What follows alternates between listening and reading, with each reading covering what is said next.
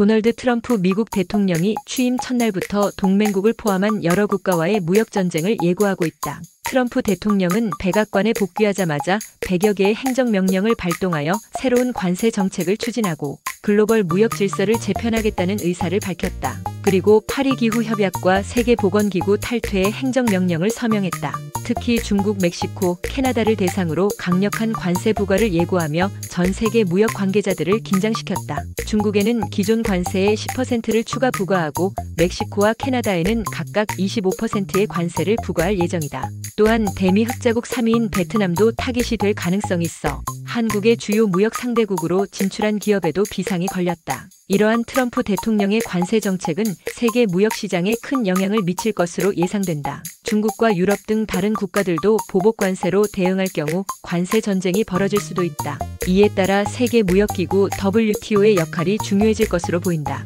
이번 트럼프 대통령의 결정은 미국 내부에서도 분열을 초래할 수 있다는 우려가 있다. 일부 전문가들은 트럼프 대통령의 관세 정책이 국제사회에서 미국의 입지를 약화시킬 수 있다고 지적한다. 하지만 트럼프 대통령은 미국 우선주의를 강조하며 자국의 이익을 최우선으로 하겠다는 입장을 고수하고 있다. 이에 따라 앞으로 미국과 동맹국 간의 무역 관계가 어떻게 변화할지 주목된다. 트럼프 2기가 출범한 가운데 한국의 정치 지도부에는 상당한 우려가 흐르고 있다. 도널드 트럼프가 미국 대통령직에 복귀함에 따라 예상되는 외교 및 경제 정책 변화가 한국에 미치는 영향에 대해 심도 깊은 논의가 필요하다. 특히 한국은 현재 윤석열 대통령의 탄핵 정국으로 인한 정치적 공백 상태에 있으며 이는 국제관계에 있어 불리한 상황을 초래하고 있다. 트럼프 2기 정부 출범과 함께 한미 동맹이 직면할 도전이 많다. 한국이 권한 대행 체제에 놓여 있다는 점에서 트럼프 대통령은 정상회담을 통해 신속히 관계를 구축하기 어려울 것이다.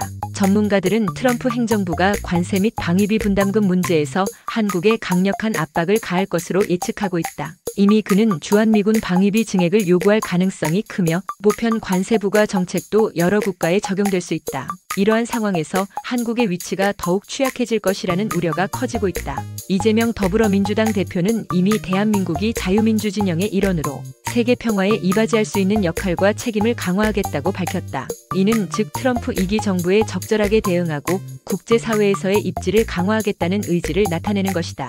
하지만 정치적 혼란 속에서 이러한 의지는 실행력 부족으로 이어질 수 있고 이는 한국의 외교 전략에 심각한 영향을 미칠 수 있다.